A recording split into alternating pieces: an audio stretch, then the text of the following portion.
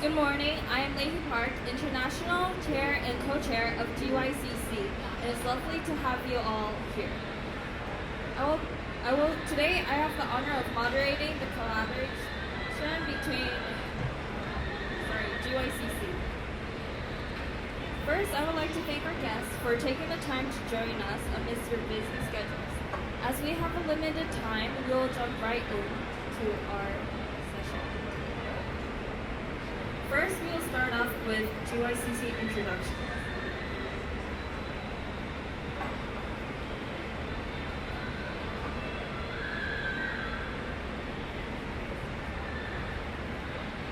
Okay, starting off, we'll have the congratulatory remarks from our Ambassador and Deputy Minister for Climate Change, Ki Young-sung.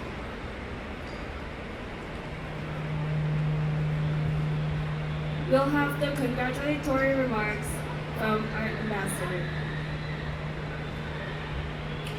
Wait, stop.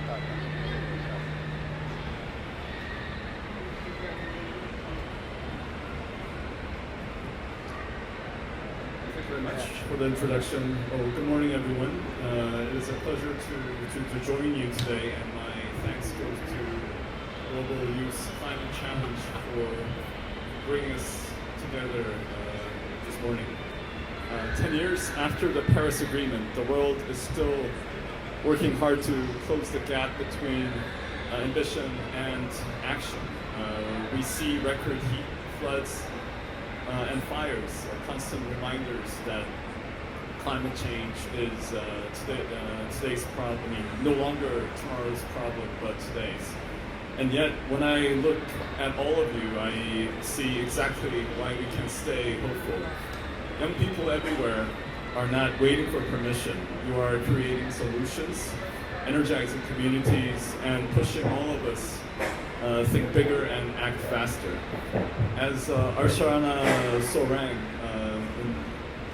indigenous climate activist from India, once said, young people should be leaders of climate action, not victims of climate policies. Today shows that leadership, what that leadership looks like. Your ideas, your imagination, and your solidarity across borders are already shaping real change. This is the spirit of Mulchirao, coming together to build something better. So I hope what starts here today doesn't stop here. Let it grow, surprise people, and push the world a little further than it expects. Thank you very much. Thank you, Ambassador, for their kind words. All right, we will have a commemorative photograph session with the ambassador up here in the front. GYCC, if you could come up as well, and we could take some photos.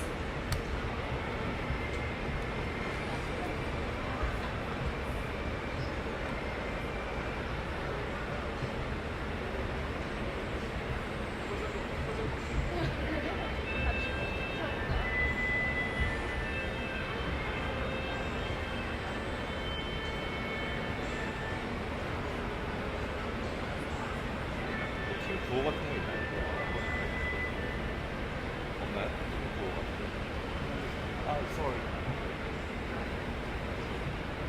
하나만 더 찍습니다. 하나, 둘, 셋. 혹시? 오케이.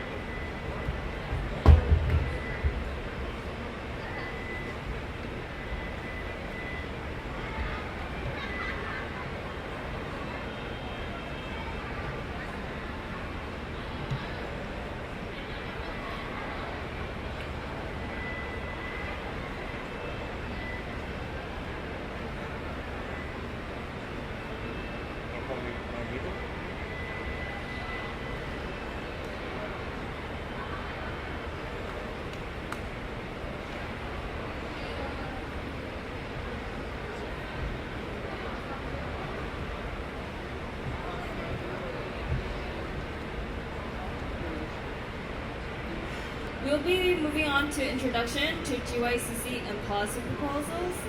So we are GYCC, Global Youth Climate Challenges.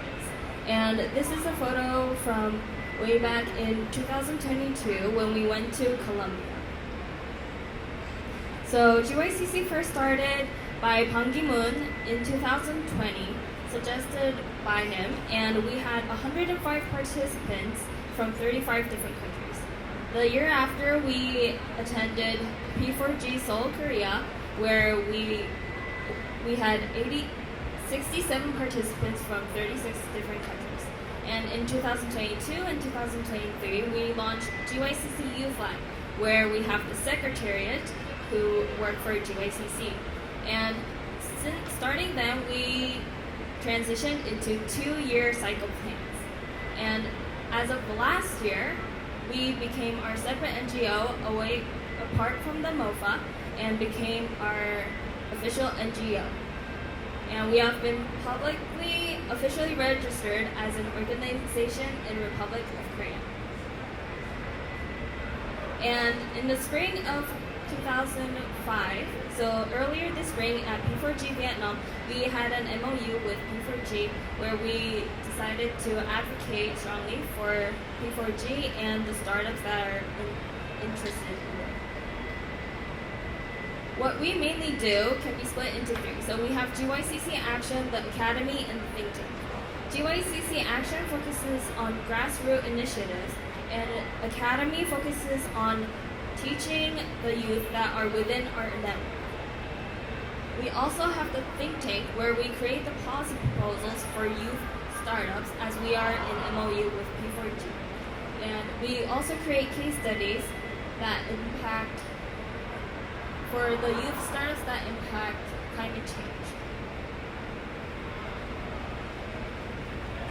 And just to describe some about P4G, as some of you may know, some of you may not, the mission of P4G is to benefit people and the planet by mobilizing finance to accelerate early stage enterprises, aka startups, by working on net zero country transitions into food, water, and energy systems. And P4G mainly provides funding and support systems through national platforms, technical assistance with businesses, and helps with climate mitigation and adaptation solutions in food, water, and energy. So down below, as you can see, these are the main subjects that they are focusing on and which we also focus on as the youth advocate. Alright, so we'll be talking about the policy proposal. If you scan the QR code, you'll be able to see our policy proposal. But mind you, it is extremely long. It is 70-something pages. So just keep it, download it, and you can look at it later. But I'll give you the run-through. So our policy proposals are built directly from youth-led case studies, field insights, and collaborations across DTU, Skylab, P4G networks, and partner institutions. And our goal is to bridge innovation and implementation, moving from great youth ideas into investable, scalable climate solutions. So today's proposal is going to reflect what youth innovators actually need to move from prototype to pilot and into the actual market. So the barriers that we identified are a couple. So we see that fragmented policy support from across countries. So young founders spend more time navigating systems than actually solving the climate solutions. So early stage startups struggle with access to funding, technical validation, and market entry, especially in emerging economies. And the lack of coordinated capacity building, industry mentors, and cross-border policy frameworks that help youth-led solutions scale. So based on this, we created a couple policy frameworks. The first being, we want to strengthen youth innovation ecosystems. So we want to establish national youth climate innovation tracks where we can enable young founders to enter formal innovation pipelines, and also increase the support for university-based incubators like DTU, Skylab, and replicate their models across the P4G countries.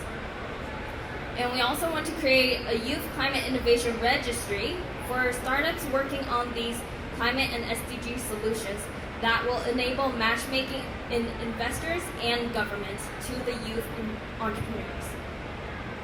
And we want to harmonize IP, compliance, and certification processes so youth startups can scale across the borders. And second policy framework, we want to accelerate green financing for youth ventures. We want to advocate for dedicated youth climate finance windows within P4G's existing partnerships financing architecture. We propose that we blend financing models, so not only grants, but also concessional loans and de-risking tools to support early stage deployment. We also encourage governments to adapt tax incentives. As businesses are very profit driven, tax incentives is what we are pushing for. And we also want to push for climate finance literacy programs and integrate it into the youth initiatives. The third framework that we want to go into is capacity building and cross-border partnerships. So we want to formalize youth to industry collaboration tracks, pairing startups with corporate partners for pilot testing and mentorship in that way. We also want to expand international challenge programs, exchanges, and technical mentorship across the P4G nations. And we want to create regional youth policy labs to co-create policy with public sector ministries and climate agencies. We then want to promote standards for climate tech, agri-tech, and clean energy prototypes so young founders can deploy even faster. And then the fourth framework that we're looking into is sector-specific solutions. So there are 4 sections that we want to look into. There's agriculture and food systems that promote scalable youth-led solutions in smart farming, food waste reduction, restoration technologies, and supply chain traceability. Next section will be the energy transition. So we want to support small-scale renewable pilots, microgrid innovation, battery storage R&D, and youth involvement in community energy plans. Third, we want to focus on the waste and circular economy by enabling youth entrepreneurs to access government waste management systems for pilot recycling, upcycling, and circular design technologies. And last of all, we want to focus on nature-based solutions. So we want to strengthen the mangroves, the biodiversity, forests, restoration initiatives. So we want to integrate youth startups into national restoration strategies. So we want to move youth from just participants into co-implementation of national sector strategies. And then fifth framework that we propose is in governance, data, and monitoring. So we propose standardizing M&E systems to track the innovation outcomes.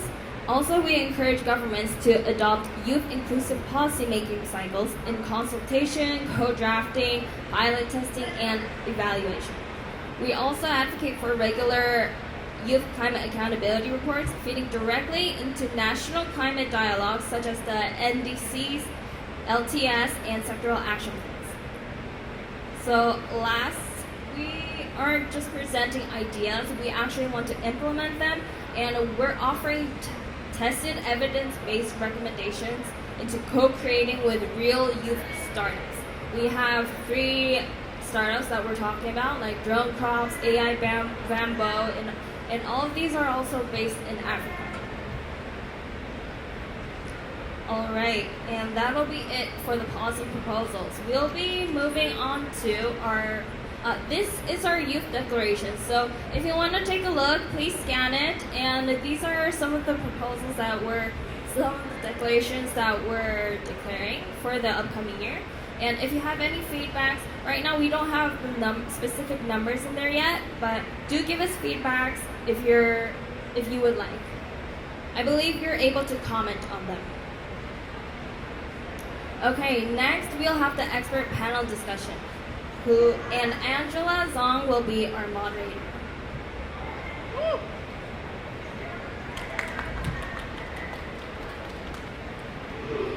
Hello. Thank you all so much for being here. As Leahy mentioned, my name is Angela, and I'll be moderating the session today. So for this session, I'd like to ask for our panelists to join me on stage. First, we have Matthias. Matthias is an academic researcher at the University of Leeds and is a representative of both Brazil and the United Kingdom here today. Welcome. And also, of course, we could not be talking about our policy proposal without the GYCC representation as well. So I'd like to invite Leahy back on stage to give us some more context. We only have 20 minutes, so I want to just jump right into it. I think Leahy gave a really great overview of what our policy proposal is about. And so now I wanted to cast a more critical eye into discussing where we might want to go from here in order to implement these proposals. So first, we have Matthias.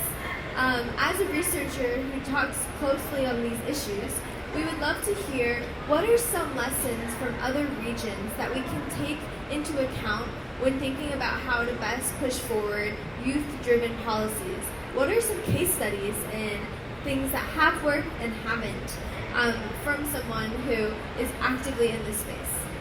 Yeah, so in Brazil we are trying to create a youth climate council where we have a council where the youth are in the decision making, and to create this process we look the first youth climate council in the world, which was established in Poland, and this started in the COP23, I believe, and the government get all the youth from Poland and said, okay, you want to make the decisions, we are going to help you. So they started the youth climate council there. Then after that, it started in Denmark, Netherlands, and then now it's spreading across the Europe.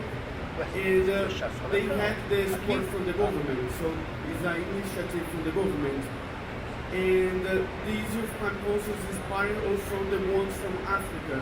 So Ghana, Uganda, Mozambique, Cameroon, and so on. But the only difference is, as in the Europe, from a global north country, they have financial support from the government. The ones from the global south didn't have. So the youth climate council in Africa, they have support from the UN, from GAIU, which is the Green Youth African organization. So there is a difference on that.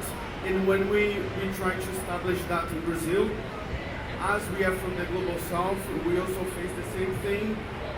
We started in the COP27 when Lula came to us and had a meeting with the civil society.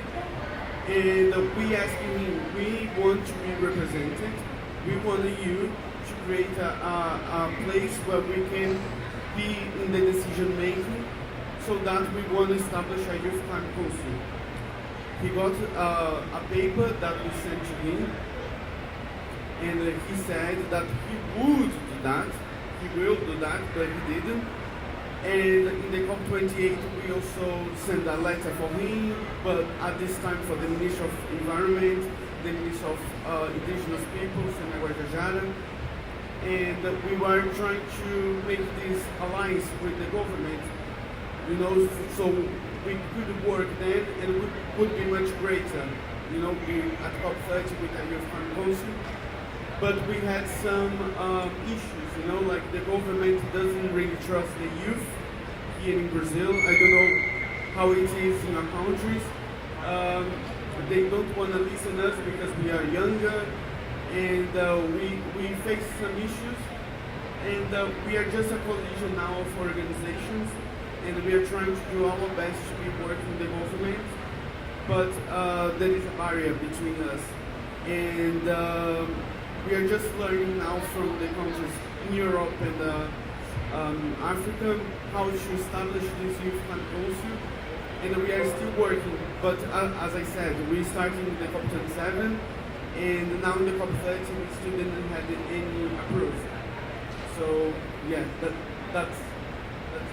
Yeah, you're fighting the good fight though. I love to hear that you're not only just asking him to collaborate, but you're also following up on these collaborations in order to make sure that they become a reality. And it's so so shocking to learn that no youth were included in these sorts of policies until you said 2023 in Poland. Like, that wasn't that long ago, and so we have to keep pushing forward to ensure that this becomes commonplace all around the world. So I think that gives us a good understanding of what the landscape is now. And I'd like to turn to you to help us understand how we can ensure that the people who are taking part in these sorts of youth councils and declarations are representative of their local populations, so that we can ensure a just and equitable transition. As we all know, there's many difficulties in accessing COP and other places, and so how can we ensure that these voices are all being amplified?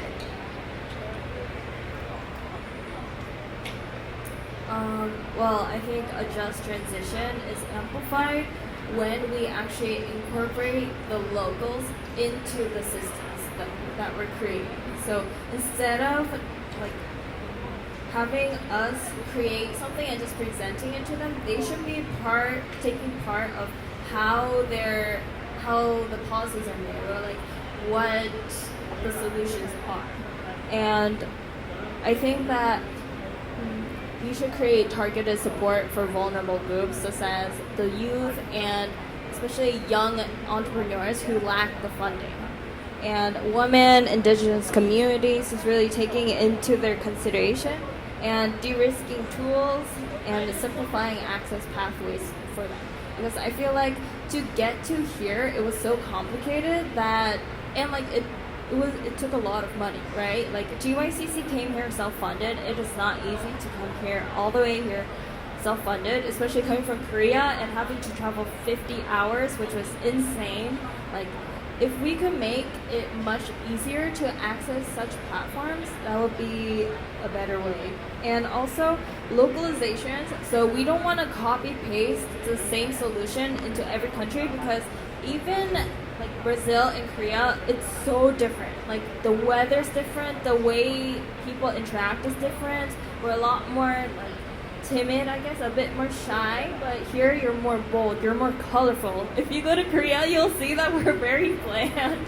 Like, we're very neutral colors, right? But here it's so colorful, and even that aspect, even the cultural aspects are so different. So we might do one solution one way, and that might work so well for us.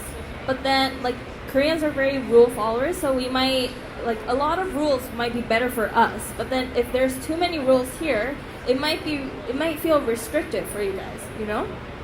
And I feel we need to have inclusive governance. So long-term transition, not only do we just give the solution, it's like, there you go, that's it. We really need to monitor. I think taking the data and of like what happens and taking that in and changing the process, the solution as well, according to that specific area is very important as well.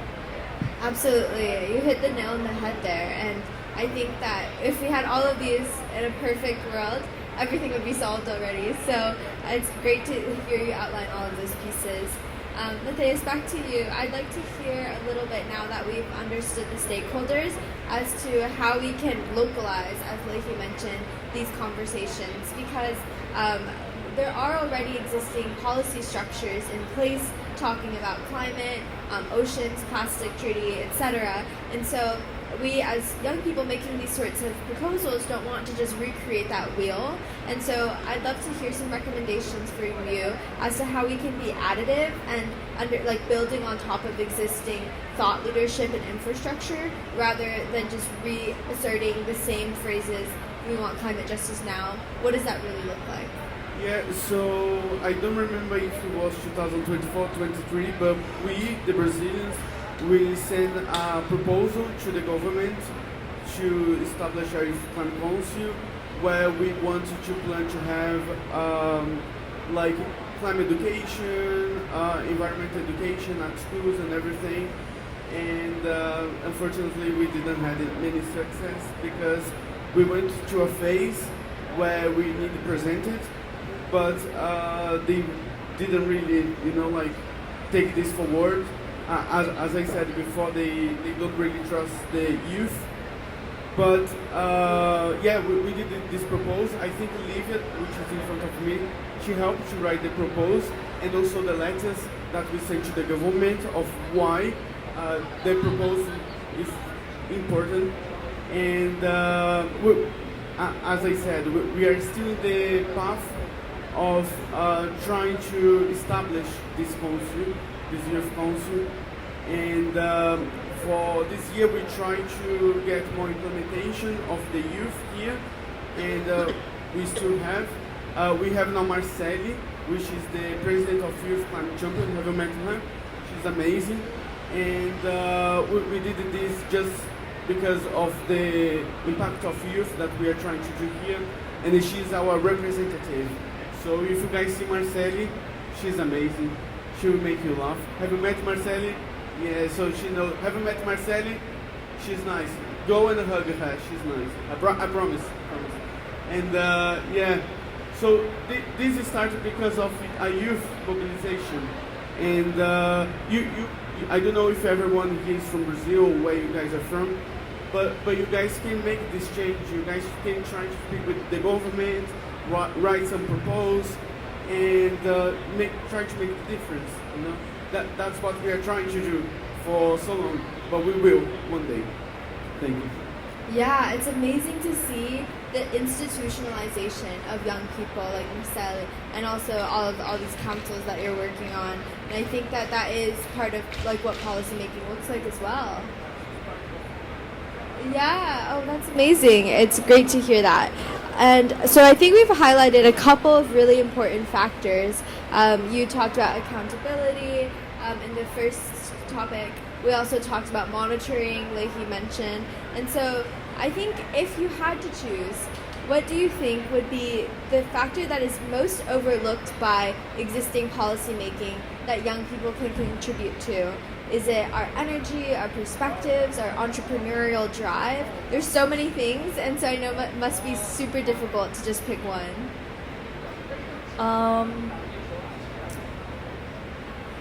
I was thinking about this question more in general of like what friction there is in implementing these policies. I would say the biggest problem is implementation friction. So there are so many rules and such that young entrepreneurs find it hard to, like I mentioned prior, in our policy proposal, we talk about how there's a lot of like youth startup entrepreneurs spend a lot of time looking into the standards that they have to comply to rather than actually creating the solutions to get the innovations out there.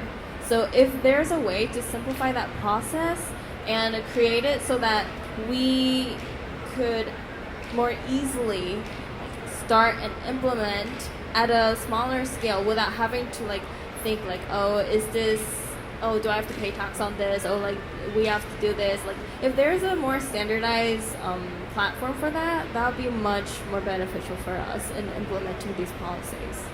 Yeah, I definitely echo that. And when you sort of liberalize that environment of entrepreneurship, it also benefits so many other small businesses and like the startups not even driven by youth too. So I feel like it's truly just a win-win for everyone. Okay, final blitz round of questions. I know we want to be mindful of time. Is for you first, Matthias. I think that we have heard a lot about how to institutionalize young people, how to make sure that our voices are being heard. But I think it's also important to recognize that young people aren't a monolith, right? And so some people might disagree on certain policies, or some people might not really believe in the UN system at all, right? And so I was curious how you sort of get these people on board who might not otherwise be mobilized to support on climate policy or in the political space in general. What does that look like in your country? I was thinking about this question, but I want to just mention the Minister of Japan that I met here at COP. And I asked him, how can we invest in climate change and help young people? And he said, here in Japan, we invest in climate change, invest in education. If we invest in education, the young people can mobilize and change, like locally and globally, and also in our nation. So, when you are asking my question, I was thinking about him. You know, how knowledgeable he was, and this is true. With education, we can change everything. I know. Sometimes we don't really have hope in the future, that we don't think the people that there in the negotiations are going to change something. But you know, like, I think everyone that's here, you guys have hope. You know, you guys came here because you guys have hope of the future, and that we can change something. And I think it's from our hope we can make change, make policies, and make like a better present, and to make a better future. You know, and that's what I believe. That's why I work for more than 12 years with youth. You know, and I was telling her yesterday, I'm just going to retire of youth, because I believe someone can come and replace me and make something different. And I think these policies come from our heart, you know. So I believe in love, so that we as a community, we can do changes, you know. 100%. So I just speak with my heart. So I love it. So, yeah, No, thank you. I love it. I love it. I love it. I think, like, as you mentioned, even within the youth space, there's so many of the same faces popping up again. And so I think it's so admirable that we're building capacity and passing on the baton. And even though the faces of the movement might change over time, they all have that through line you said of hope, which I think is like the most important renewable resource we have, truly. So I feel quite inspired by that.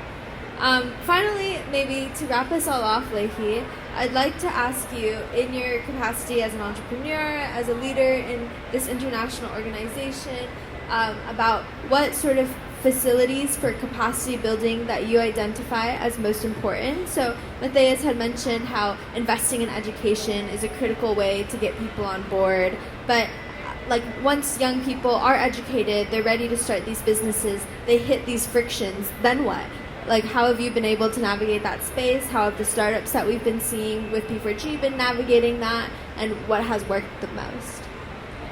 I think there's a couple things that are very important for the capacity building. I think, first of all, technical literacy. So we are young, we don't know much, so we really need that mentorship. And like I mentioned in our policy proposals before, we would love to have entrepreneur startups also collaborate with bigger institutions. Then we're able to have access to their technical skills while also having our very imaginative innovations. And so it'll be easier to create it into the real world. And then next, I want us to kind of understand financial and governance literacy. Like, that is not something that young people are fluent in, obviously, because there's so much that we don't know. But if there's a platform where it could teach that, you know, like if you come into this, and like what I really liked about DTU Skylab is that they really help you, like it's an incubator that's based in, so DTU is Dutch Technical University, and their Skylab is an incubator for youth entrepreneurs. And there they come up with the ideas from scratch to like creating the prototypes. And what we did is we got the chance to meet them in person and see like what ideas they had, the little prototypes. It was very, very interesting. But one of the problems that I saw was, for them, they did focus on like innovations that they could use in Africa, like in that continent. But it was like Mexicans creating innovations for Africa. So one of the problems that they faced is they didn't really know what specific like physical problems that there might be, but they created the innovations. And what I thought the innovation was so good, but what lacked was they didn't feel like it was actually going to be used because they didn't know much about the country and they weren't going to be flying out to Africa to implement it.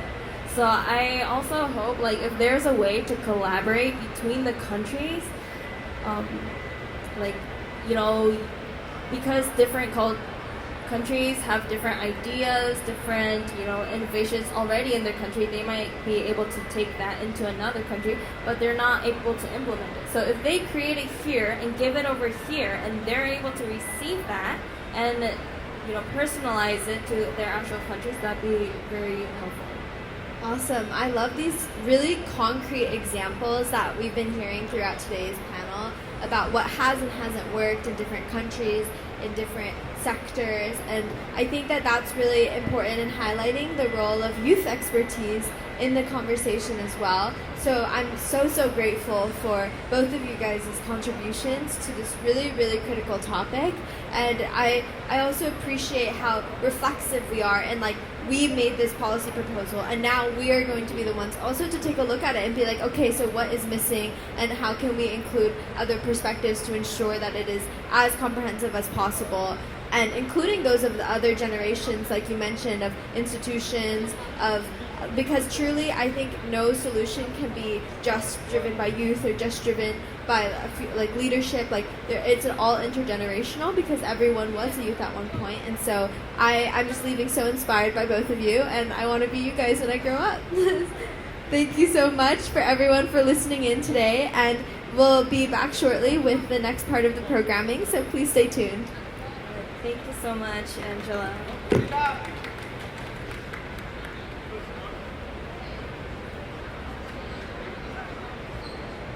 So with this, we'll be concluding our first session, but stay tuned because at 9:15 we'll be having our second session with YNET Vietnam. And we'll be talking about youth collaborations. So 10 minutes, it's break time. Please feel free to network amongst yourselves.